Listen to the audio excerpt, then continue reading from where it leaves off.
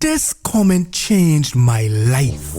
It was leg day, and I needed my favorite pre-workout, but I was out of it. So instead, I read the filtered comment section. That was my first mistake. I saw the usual suspects. Tactical N-word variation in an attempt to evade the comment filter, and this strange comment. Being the God-fearing, sexually repressed and emotional constipated black man that my parents raised, I had never encountered this word before. So I put on my protection and began to search. And though my computer was protected, nothing could save me from what I was about to see. I would like you on a long black leash. I will parade you down the high streets. You've got the attraction, you've got the pulling power. Walk my little doggy, walk my little sex dwarf. They all love your miniature ways. You know what they say about small boys. A word once reserved for my hair texture has been added to the laundry list of culturally co-opted things at the hand of the hueless. That word is kink. Now that that's out of the way, I got a confession to make. You may be taken aback by this, but please don't go. Vocals. I regret to inform you that I am fatally cis and terminally het. The hetero hell hecklers, the binary bimbos, 4 and Y. Now, if you Quentin Tarantino and you hear the word kink, you probably thinking of feet. But other more cultured comrades indulge in more esoteric kinks that I won't list here because money. But there's a principle that I think most folks follow as it pertains to kinks. So long as the kink is between consenting adults and don't include a multi-marginalized communal casting of aspersions, then the kink is cool, which is a criterion that this particular kink fails flawlessly in. They call it Black New World Order. Oh, Jesus. I'm sorry, Lily. Where are we going? Forced fem content, that was something that I used to consume. There's like some trans affirming stuff or some supposedly trans affirming stuff, but then there's just a lot of, oh my God, there's just so much racist, so much misogynistic, so much transphobic. When I listen to white men complain about white genocide, I already know that they're watching Black Cuckold. Like, immediately it clicks to me because who thinks about that much, right? Our relationship would never be the same again. This my cum-colored roommate from Bumbleclot, Iowa, while I was in college. He daddy looked like Doug Dimmadome, and his ma looked like she is called police on black children selling lemonade in the park. It only take 1 week for him to get all Catholic confession on me. Like, I mean, my man start bawling like Jordan Peterson. Now, I paralyzed with fear, cause whatever he gotta tell me, got him broke down like Mr. Vegas. So he dab up his nose, dry off his eye, and tell me that growing up, he was taught to hate blacks. From he say blacks, you know, as a noun rather than black people, I knew what I was getting myself into. Mind you now, this is the first week of college. I ain't even get the syllabus to some of my classes yet, and my boy done gone on a whole Dwight Yoakam on me. So I have an ultimatum. I can either shuffle the deck and get a roommate arguably worse than this man, or insert dog meme, this is fine, and keep it moving, headphones in hopes that this man don't try to ling me from my bunk bed like a wet pair of socks. Silly, naive, fresh off the boat, big body foreign, yes, they call me that for some strange reason, thought that just because he grew up like this doesn't mean that he's like this right now, right? So you know the black proverb, if you don't laugh, you get cry. Or get David Lynch up. So I tried to make light of the situation by saying that I understand, you know, you grew up in Dubuque, Iowa, literally clan country. We had a hearty, nervous laugh, and I began to think that we'll get on like a house on fire. Probably the worst analogy I can make here, but we ball. That was my first mistake. Parents' weekend roll around, and Mr. and Mrs. Dimmadome, son, where'd you find this? Took some time from bleaching their hoods to visit their son in college. And they felt bad for Twinkle Twinkle, Little Lashy Me, because my parents were all the way back in the Bahamas, which, I ain't gonna lie, it was tough to see all of the Brady bunches of cream of wheats taking selfies and thing while I hear marching down Minecraft and throwing back bags of ramen and noodles. So Daddy Doug had a genius idea. How about you come back to the Buke with us? Let me tell you something, my big woman them, and my big man them, I was looking like this. I was looking for any and every excuse not to accept this one-way ticket to Clanton. Just left Clanton. But before you know it, I was in the backseat like groceries, looking at the sanctity of my university in the rear view, and welcome to the Buke sign growing closer and closer with every second. We're home. I look up, and I could not believe my eyes. This had to be a setup. I wanted to turn around right then because every moment that I spend here, I was spitting in my ancestors' cotton-stained corpses. I pull up to this literal plantation home. I mean, I could still see the blood, sweat, and tears on the grass like morning dew. I didn't feel like the boy from Get Out. Every neighbor had a MAGA flag. Like this one neighbor had a gnome, right? But it wasn't even a gnome. It was a minstrel. So begrudgingly, sphincter tighter than Arthur Fist or the grip of goomers that they have on their... And you wouldn't believe who I saw on the couch. Me more. So my roommate introduced me to his raisin cosplaying grandmother. She the one favor Sophia from Golden Girls. Weirdly enough, she made me feel somewhat safe. Like, this family ain't gonna try to lynch me with me ma sitting right there eating tapioca pudding. But as I say that, I hear this pitter-patter resounding from the stairs. You know who it is? It's Lassie running down the stairs. Like they can't be that bad, right? They got a dog. Till this happened. Like, I should have seen this as a sign to just get the hell out. But my head too hard. Pause. Lassie started barking at me like Lady Bird. Daddy Doug come coddling the dog like, damn, she's never been like this. And I bet, Daddy Doug, I bet she's never been like this, because this probably like the most melanin Lassie ever see in her damn life. It wasn't until later that the mask came crashing down, and I saw what was really going on. We was at the dinner table. Karen made burnt ends, macaroni, potato salad, a smorgasbord of unseasoned food. And I put my best Sidney Poitier, guess who's coming to dinner impression, and scarf that food down like Texas Roadhouse as a means of survival. Then finally, Mima breaks her silence for the first time since I reached. I thought she was non-verbal and blind this whole time because she ain't say a damn word to me. And the first word that this woman could say nearly caused me spit out this nearly alive animal because Karen ain't cooked this thing all the way through. This must be sushi how raw this shit is. Anyway, Mima say, Doug, get the toes. I say the what? Now, mama, Jesus Christ on the back. I stood up in my ashy blackness and bellowed, what in the Jeff Foxworthy is going on in here? I couldn't even threaten to call the cops because they probably still call him the slave patrol around these parts. Daddy Doug stand up, redder than a lobster, and storm out the room. Karen clutching her non-existent pearls, and then Doug walked back in the room with this bowl. And I legit thinking that they have a bowl of severed black toes, and Doug opened his mouth up with a sigh. Big body foreign. I hear they call you that for some strange reason. I am sorry. Mima has dementia, which makes her speak out of turn sometimes. Mima stand up and expose the whole family.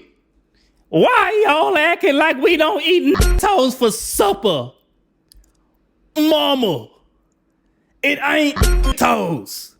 I open up my mouth. I put my head in my hand and I say, for the love of the Lord, can you please stop saying the N-word? Can you just wait until I leave? Can you wait until I leave and say it behind my back like the normal Americans? Because if y'all keep doing this, I gotta have a whole racial sensitivity training in Dubuque, Iowa. But I still couldn't get over the fact that there are severed black toes in a bowl on a dinner table in the year of our Lord and big black baby Jesus. Doug started laughing as he told me that they're not actually toes. They're Brazilian nuts. I didn't believe this man. I look inside the bowl just to come to the shocking realization that, damn, these are really nuts and they do vaguely resemble black toes. But that wasn't the point, right? Even if they do look like black toes, you can't call it that. And in that moment, I felt so foreign, pun intended. Here's this whole cultural tradition that this family has that they deem to be the norm, but to me is a perversion, a deviation from decorum, a straight line in a crooked world, a kink. Carolyn Shabazz, based surname by the way, defines a kink as the use of non-conventional sexual practices, concepts, or fantasies.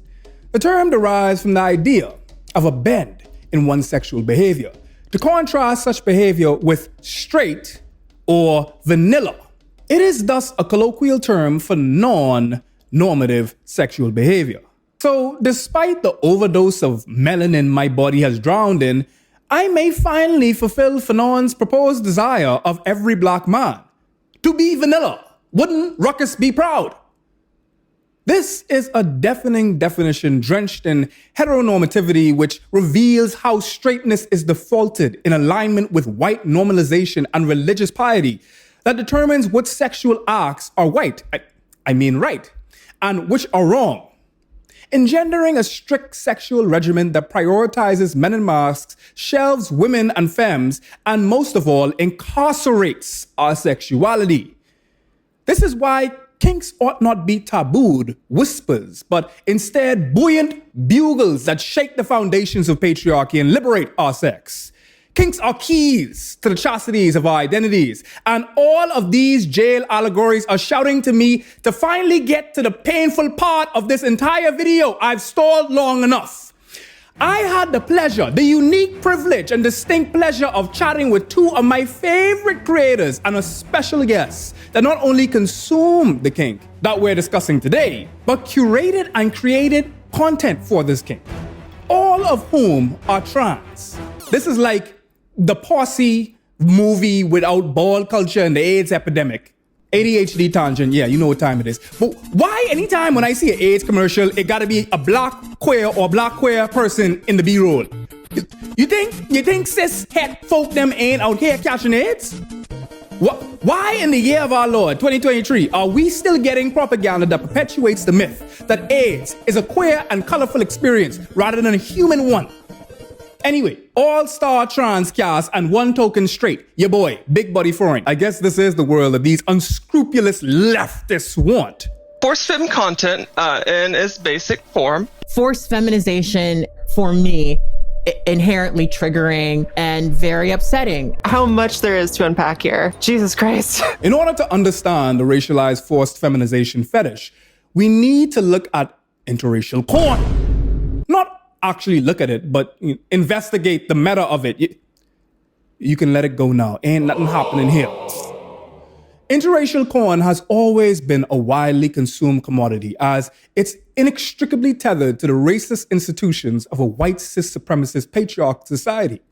Despite the most searched term on the hub being lesbian and anti last year, the interracial fetish culture has steadily increased as an allegory for America's racial divide, reaching canyon-esque widths.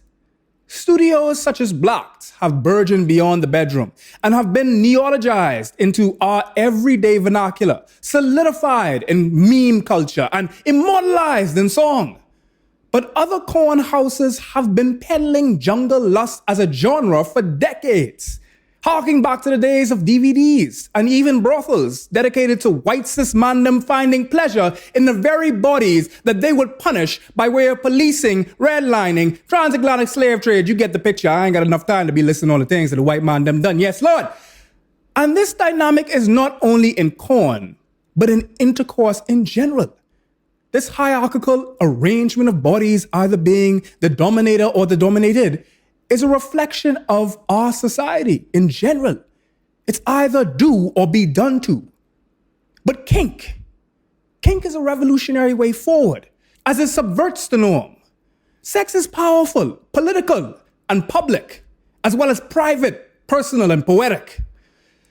But the plot got noughts this time, as we see this kink reiterating the trials and tribulations of the transatlantic slave trade, but with a twist.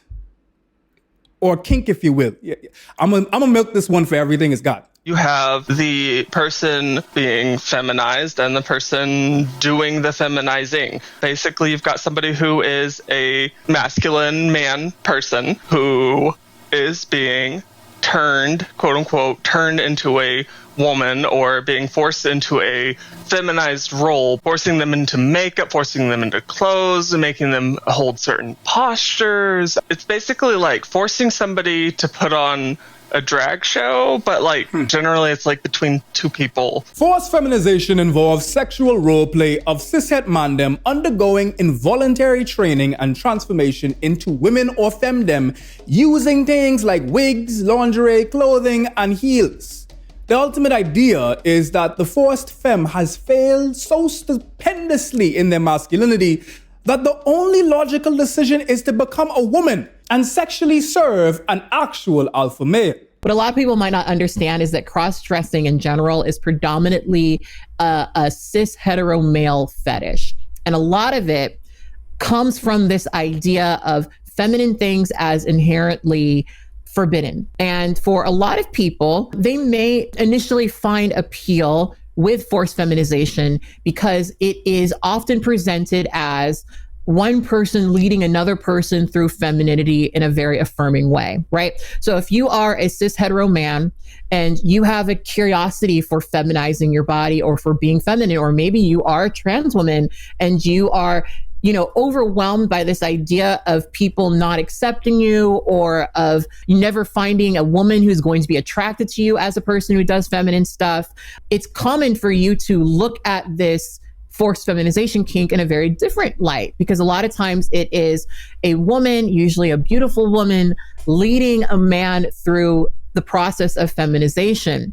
And for a lot of people, that can feel really affirming. It can feel like you're finally in a situation where you're being embraced, like your highest fear of someone rejecting you for being a woman or for being girly or whatever. It's kind of flipped on its head. As aforementioned, it's easy to wag fingers in the face of this fetish due to the tangible dangers that we're about to embark on. But let's take a charitable perspective for a second. This fetish can engender an environment where folks who fear or are not familiar with their gender expression could roam like an open world of identity. I only bring it up because I want to be 100% honest here.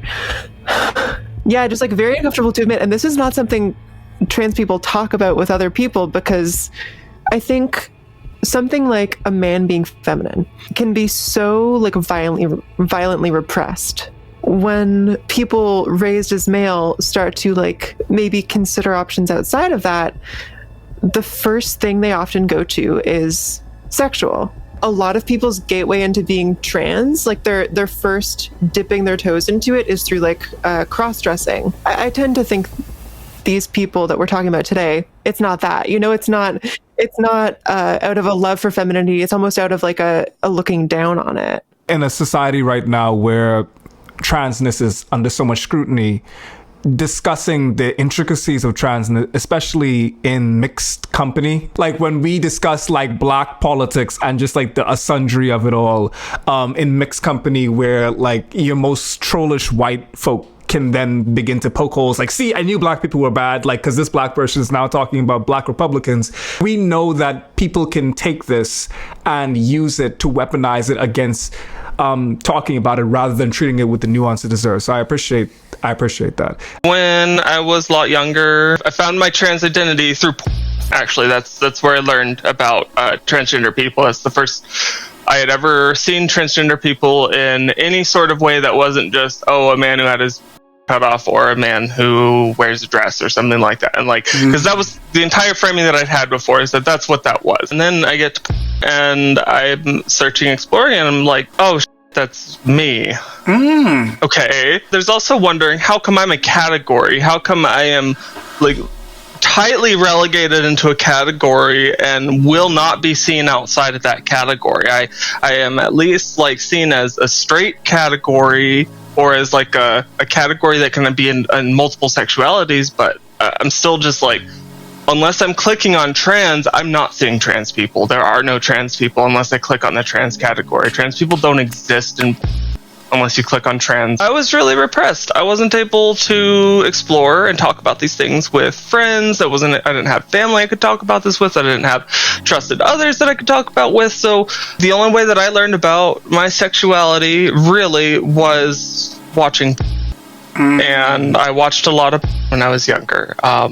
I used to watch hours of every single day. You get to a point where it's easy to get through all the videos on a website very quickly.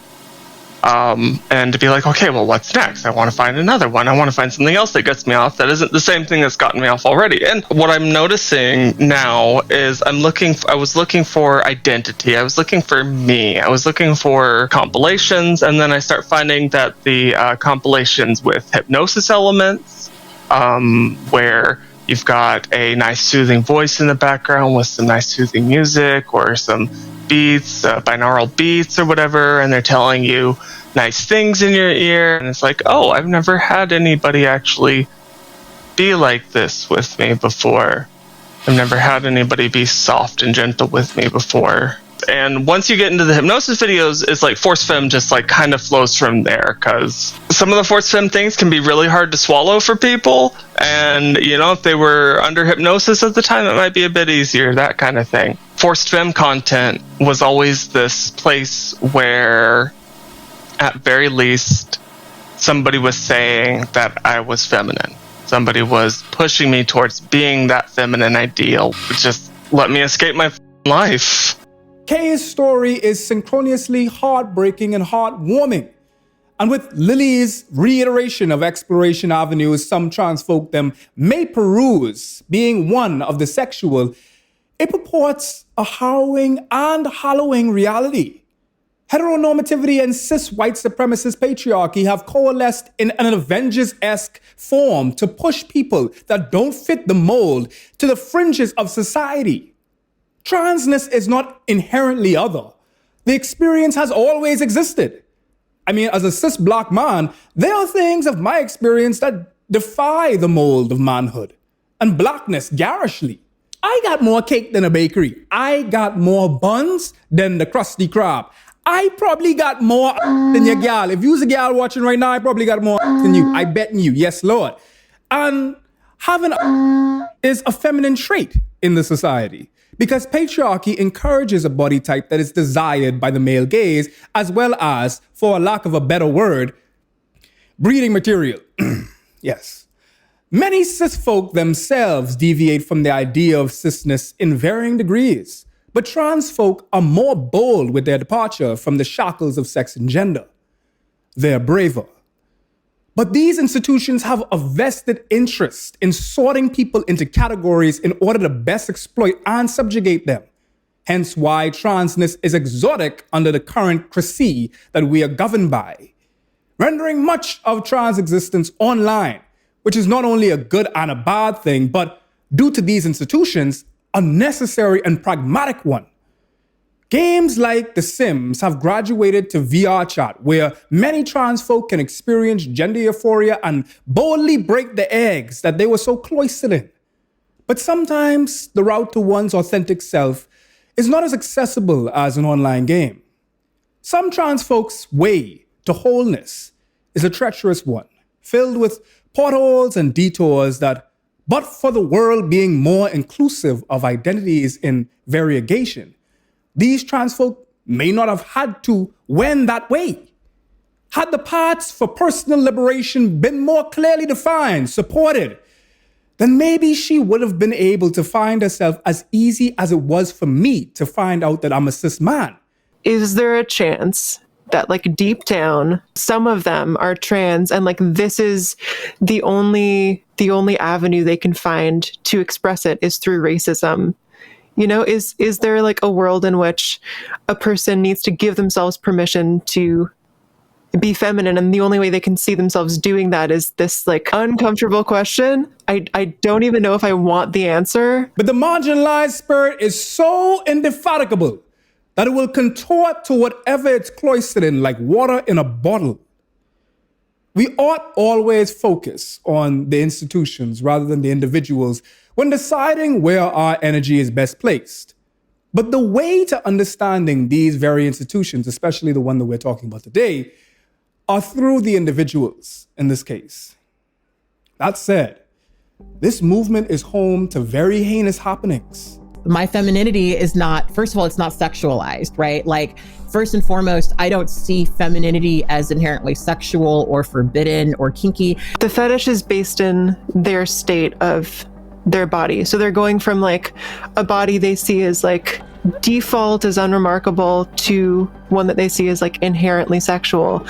Why does going on hormones make you inherently sexual, right? Like what's up with that? I don't really enjoy feeling like somebody's interest in femininity is specifically tied to a misogynistic view of a woman's sexuality. Some people who are into forced feminization, kink, see being feminine as the lowest thing you can do. That's part of why it's sexually appealing to them, because it's degrading for them to be feminine. Why is a body like mine more like worthy of fetishizing, right? I want to know what's humiliating about being more feminine.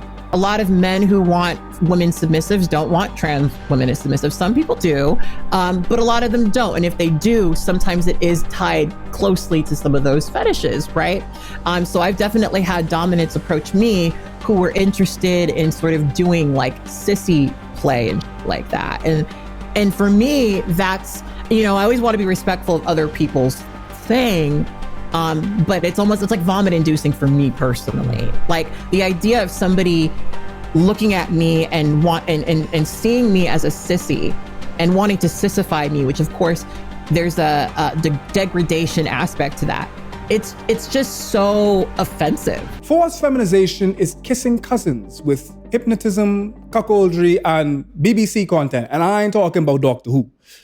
The first cousin of the forced fem kink on their mom's side is the BBC fetish, which dehumanizes by way of deification the masculine black body. When you put it like that, y'all may have guessed by now that the cuckoldry and BBC fetish are derived from the transatlantic slave trade, where black women were viewed as highly promiscuous, while black men were viewed as sexually deviant, predatory, and extremely tall and masculine. Combine race with the known danger of masculinity, and you have a recipe for disaster. Take my teasen, that's no nelly.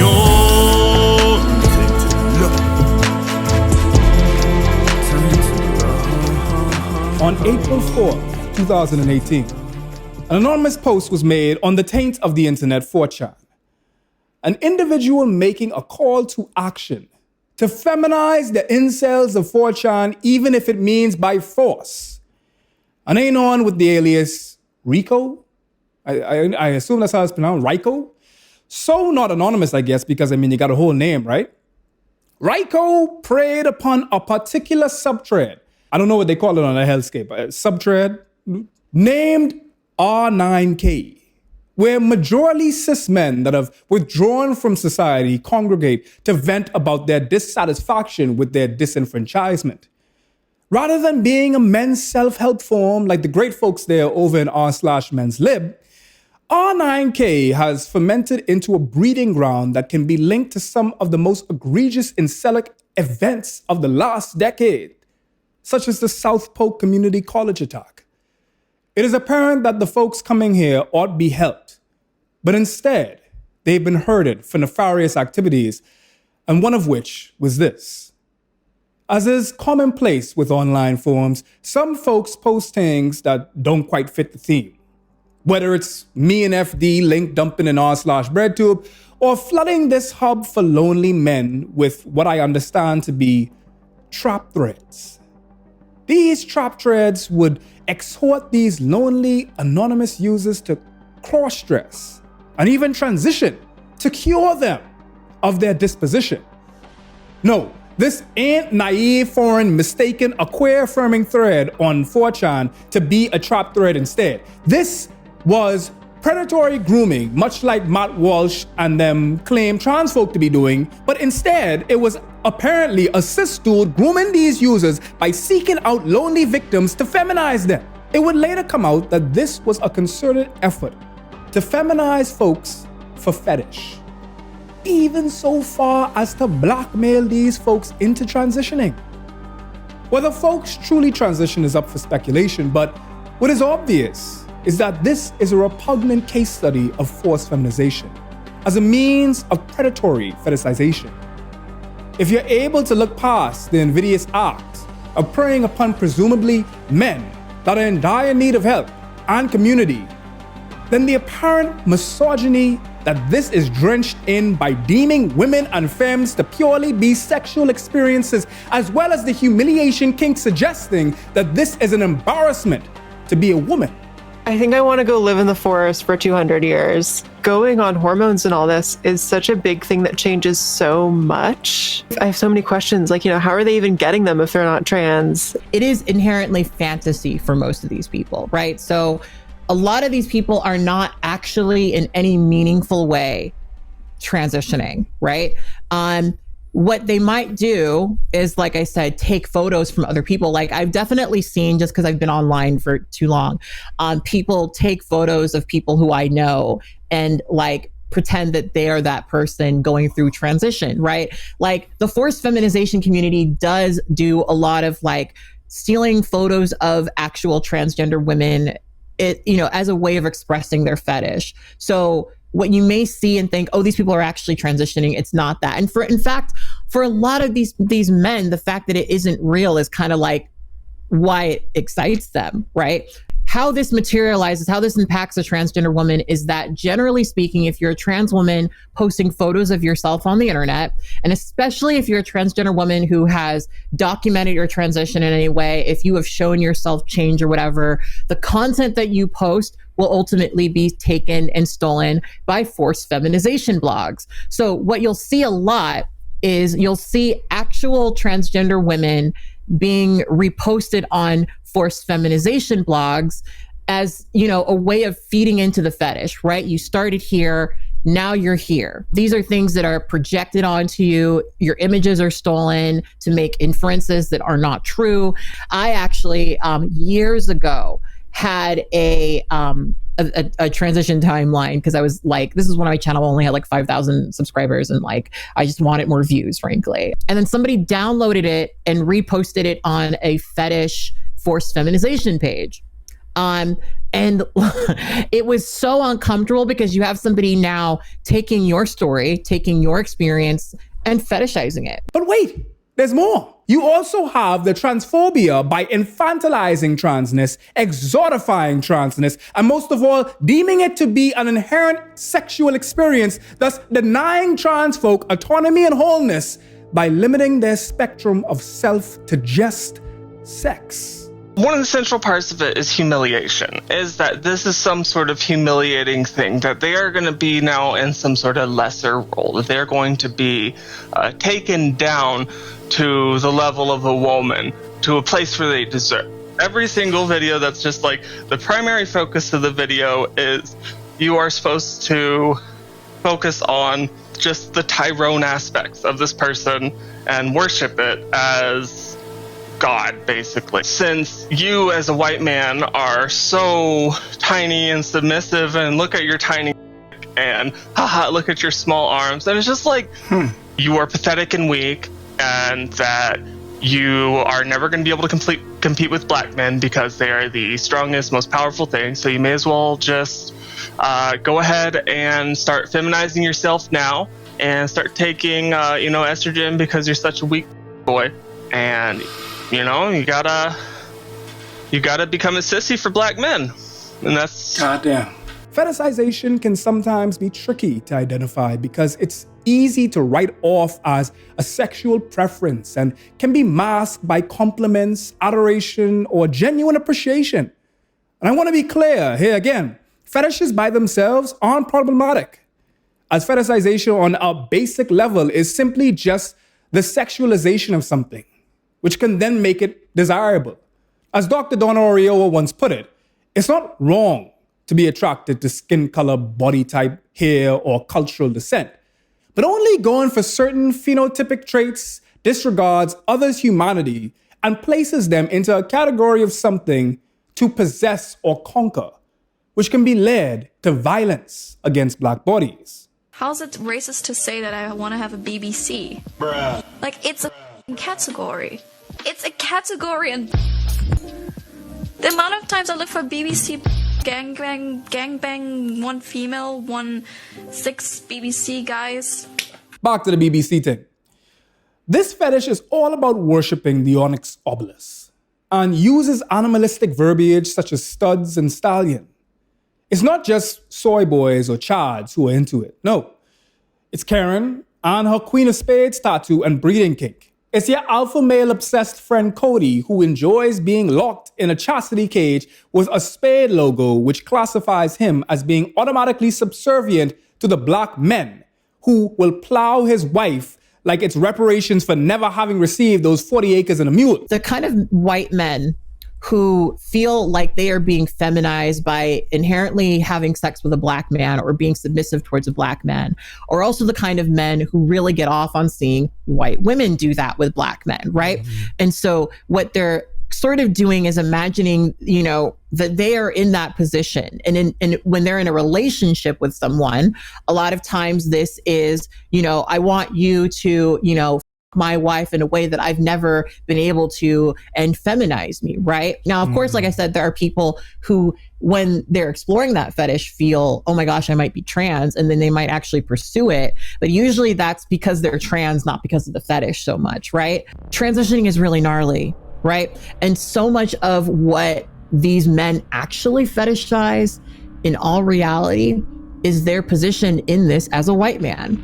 And specifically as a white man who has the power to define this situation for exactly what it is. Because one thing you'll find is so much of it is based in how much the man is actually enjoying it. He might say, please her in a way that I've never been able to please her. Like in his mind, the fetish may be that he's trying to like satisfy her or, have her be satisfied. But really it's about him getting his kink, And a lot of these couples that I've seen, a lot of times it is like the guy really pushing for it and the girl could take or leave it, right? And I've seen more than a few times where they did this thing, they did the cuckold thing, but like he actually didn't want it to go the way that it went. Sometimes, people end up doing this and it ends up ruining relationships because maybe she really does want to leave you.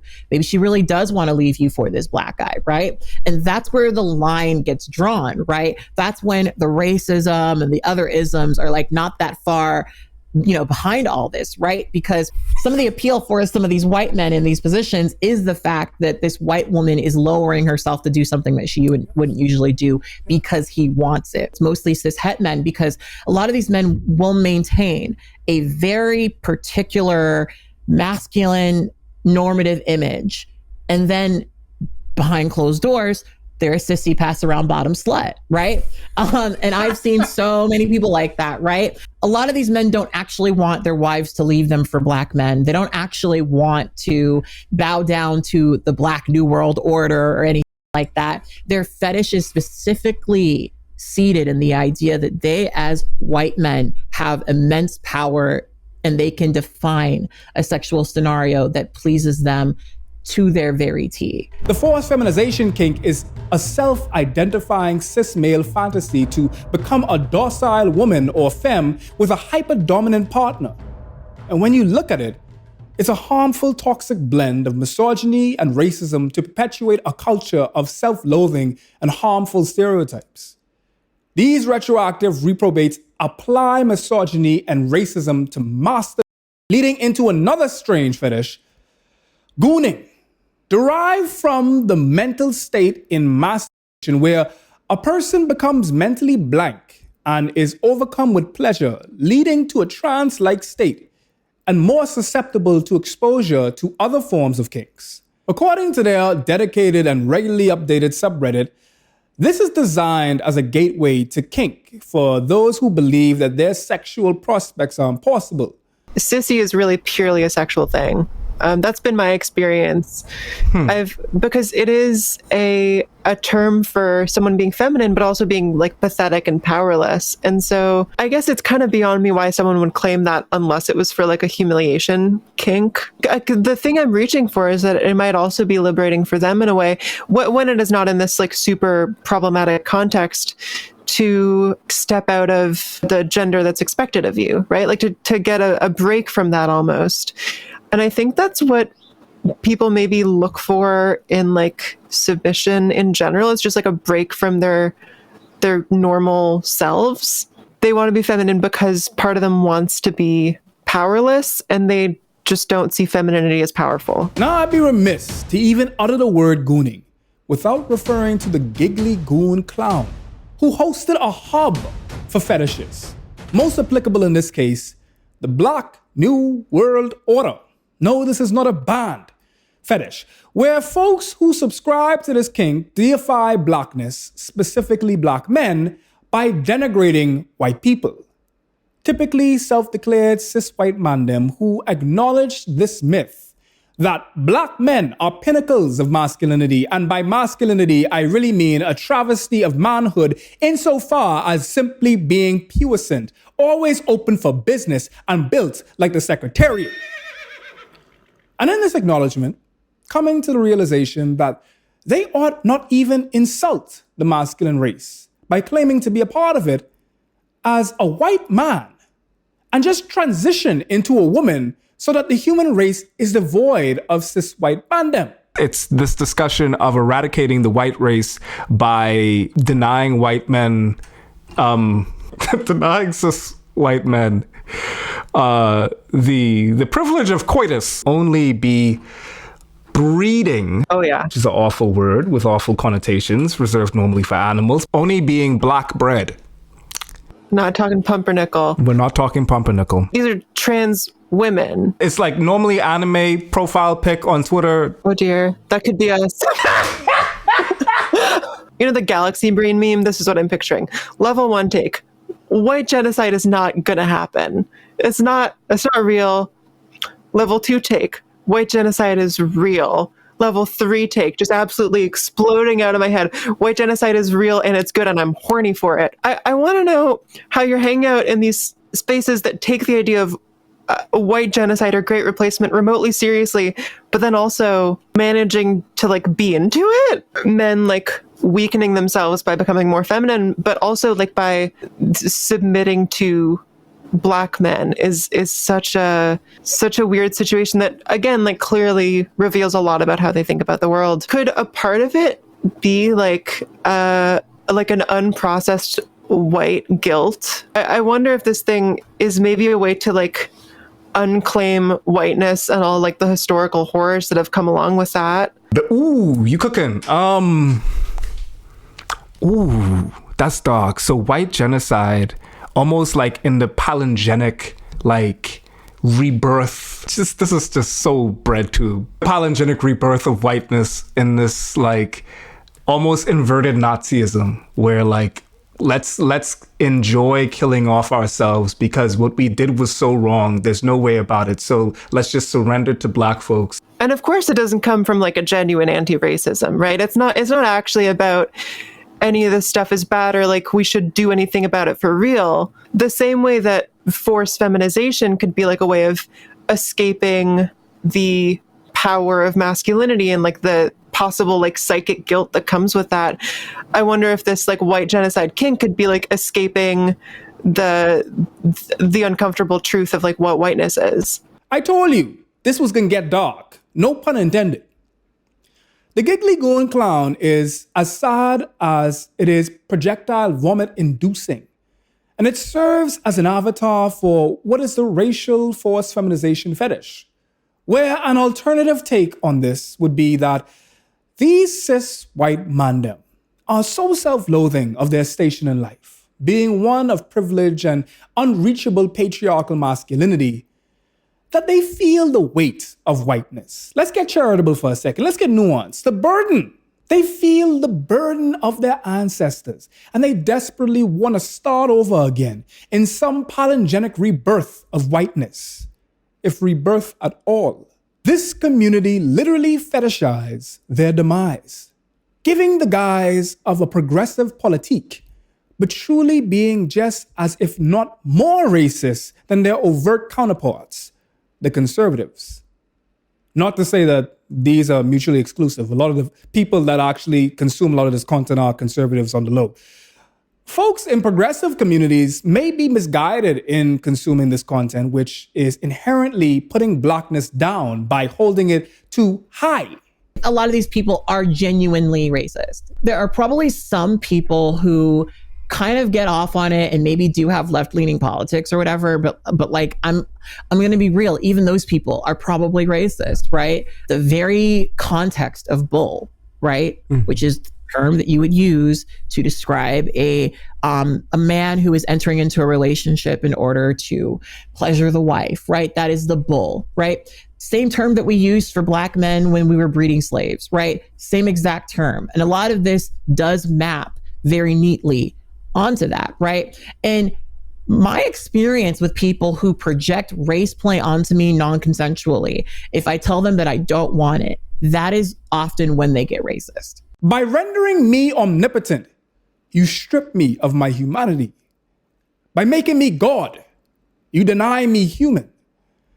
The biggest irony of this situation is the political affiliation of the participants. Logic would have you assume that it's the BLM marching, all cops bastards chanting, self-serving neoliberals that engage the most with this kink. But their community is full of centrists and right-wing conservatives. We all know that they're kinky libs, but there are at least some subtlety.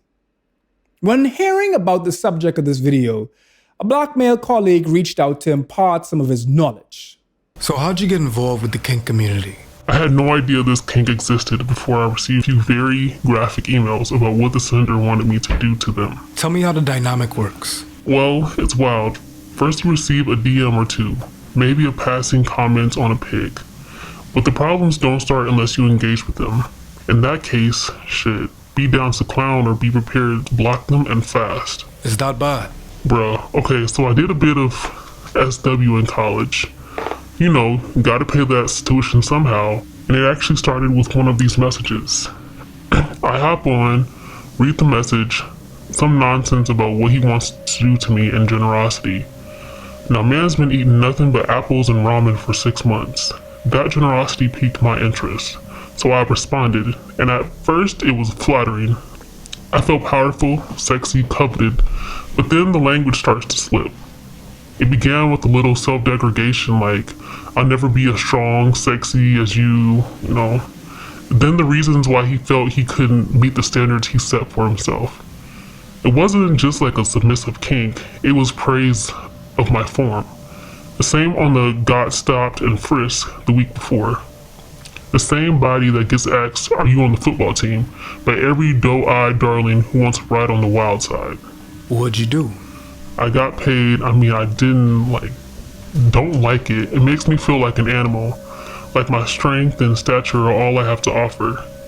It pissed me off whenever I let it slip that I was a graduate student and clients were shocked I could use multiple syllable phrases. I thought they'd be ever praising, given the penchant for idealizing the Black form.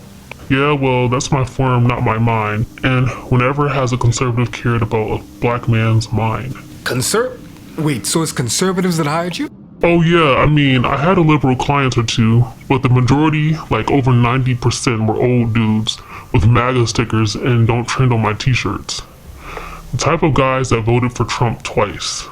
I think it's the lack of experience that makes the kink more appealing, you know? Like the only reference they have for Black people is what they see on TV. And what's on TV that looks like me? Hyper-violence and sexuality. So I'm paid to be the sex machine, the Black man's revenge, feeding into the stereotypes of insatiable sexual appetites and desires. Damn. Facts. It had its perks though. How so? Well, it paid well, and making a Republican shout Black Lives Matter was kind of funny. Imagine receiving the message, I want you to be my daddy, or some variation of that sentence. You firmly but politely turn down the proposition, only for them to become insistent. And I mean really insistent. So you block them and move on with your day. Later, you recount the story to your friends expecting a shocked reaction, and for the most part you do, but you notice that there's one face who isn't laughing. That night, you get a message saying, "Yeah, bro, it's weird out there. You don't know the half of it." Unfortunately, the internet helps to facilitate these ideas. As users congregate in similar groups, subcultures are created over the shared interests. Sexual orientation doesn't matter. And with gender identity, well, let's just say some of these incels enjoy cosplaying as trans and call themselves goofy gooners, which is transphobic, misogynist, and always racist as hell. Let's not forget that. It ought be no surprise that inceldom is a neighboring country to communities such as the racialized forced feminization fetish, BNWO, and places that not even incognito on Chrome can save your soul from. These are the homes for human depravity, where hope of humanity goes to die, but simultaneously, a parade of self-exploration for folks that are denied maps to their souls by society. I do not begrudge the gooner, the BBC addict, or the bleeding heart liberal that hurls racial epithets when I don't show up in the way that they want me to. I lay blame squarely at these institutions that this channel is dedicated to dismantling. Much like my last video, Incels, the next video may start with the curious case of curry cells. As we wend into the world of Indian anti-blackness, assisted by talented creators and enough trauma that'll make BetterHelp close down due to overwhelming clientele capacity when they instead should be closing down for other reasons, I digress. You could imagine the places that this research took my incognito browser? My lord, I would have been being served unwanted ads and my data would have probably been leaked on the Kiwi if it wasn't for my favorite condom from my Chrome browser, NordVPN. The research for these videos take my computer to treacherous territory. And in a time where channels are being hacked and transformed into crypto shows overnight, I only trust NordVPN because they have features like threat protection to prevent phishing and even dark web monitors to warn you when your password has been leaked onto the dark web. But beyond security, since I'm in the Bahamas, I couldn't even be able to access parts of the internet that I need to access in order to bring you the videos that you love watching if it wasn't for Nord. Because thankfully, with a click of a button, I kid you not, I don't even have to pull up them VPN settings and do all that wizardry like you have to do with them other VPNs. With one click, boom, I'm in Montana. Actually, wait, I'm black. Why would I be here? Boom, I'm in Atlanta watching American Netflix. And even when I'm uploading to YouTube, I use a VPN, NordVPN, because it gives the impression that I'm in the States, which means that my accounts won't send me a million of warning emails telling me that my account is being accessed from a foreign line. It just saves me so much headache and literally saves me from things that I never even see because it's always working in the background with little CPU energy and it gives me a peace of mind to work. Nowadays, we live on the internet. So just like you protect yourself IRL, protect yourself URL. Online, you get what I'm saying? And with my link, you not only get a 2-year plan with an unreal discount, as well as 4 months for free, risk-free, with Nord's 30-day money-back guarantee, but you support your favorite melanated creator. So ensure your internet with Nord. And click there for a playlist of videos just like this. You see, I did the work for you. You don't even have to go to find another video to watch. I got it right there.